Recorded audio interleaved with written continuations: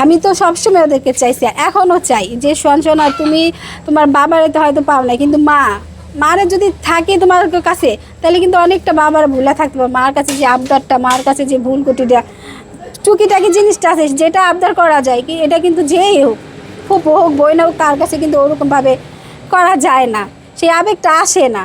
তো আমি তোমার কাছে অনুরোধ করি যে তোমরা থাকতে চাও আমার কাছে, তাহলে সুন্দরভাবে মার কাছে মার মর্যাদা দিয়ে আমার রাখো, তার চাই বেশি কিছু চাই না তোমার কাছে। যদি আপনার 2 সন্তান ফিরে না আসে, আপনার ডাকে যদি সাড়া না দেয়, তাহলে কি আপনি বিকল্প কোনো রাস্তা বেছে নেবেন কিনা, মানে বিয়ে শাদী চিন্তা ভাবনা করবেন কিনা?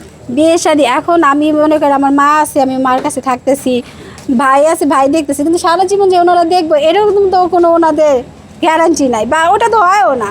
যদি আমার ছেলে মেয়ে আমার গোছা না নেয়, আর যদি মার কাছে না থাকতে চায়, আর আমার বাবা নাই, আমার মা আছে, ভাই আছে, ওনারা যা সিদ্ধান্ত দিব আমরা সেটাই করতে হবে। আপনারও তো একটি মতামত আছে। আমি তো সেটাই বললাম, আমার ছেলে মেয়ে যদি আমার সাথে থাকতে চায়, আমি যদি আমার সংসার যেভাবে ছিলাম, আমার স্বামীর সংসার নিয়ে, তো ওইভাবেই থাকতে হইব, আমার ওইভাবে রাখতে হইব যে আমি মা, আমার উপরেই তোদের কথা শুনতে হইব বা আমার কথা তোমাদের মানতে হইব।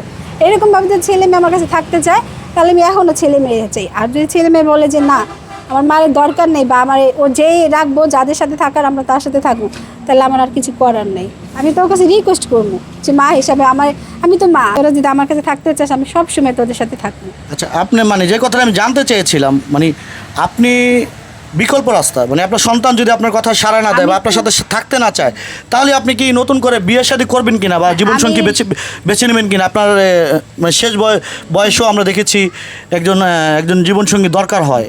সেটাই তো বলছি যে ওরা যদি মার প্রাপ্য যে মূল্যটা দেওয়া হয়, মানে যে মা বললা যে স্বীকার করে ওরকমভাবে আমার রাখে, তাহলে আমি আর বিয়ে শাদী করার কোনো চিন্তা ভাবনা করবো না।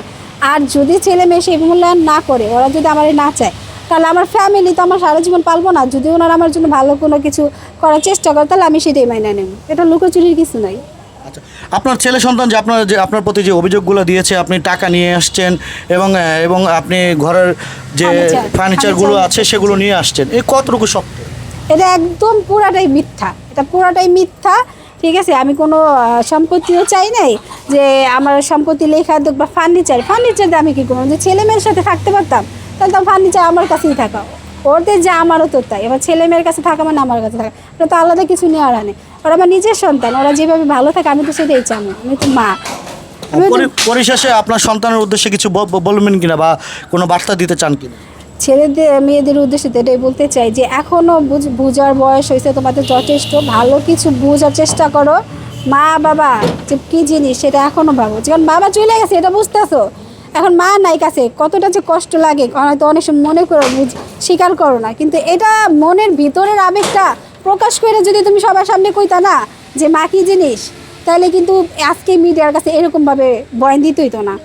আর তোমরা তো মনের টানা, তোমরা মানুষের শেখা কথা সামনে যেটা দেখছো সেটার উপরে ডিপেন্ড করে কথা কইতেছো। মনের থেকে যদি মায়ের ভালোবাসতা, তাহলে আজকে মার নামে এই কথাগুলো বলতে পারতাম না। ধন্যবাদ আপনাকে।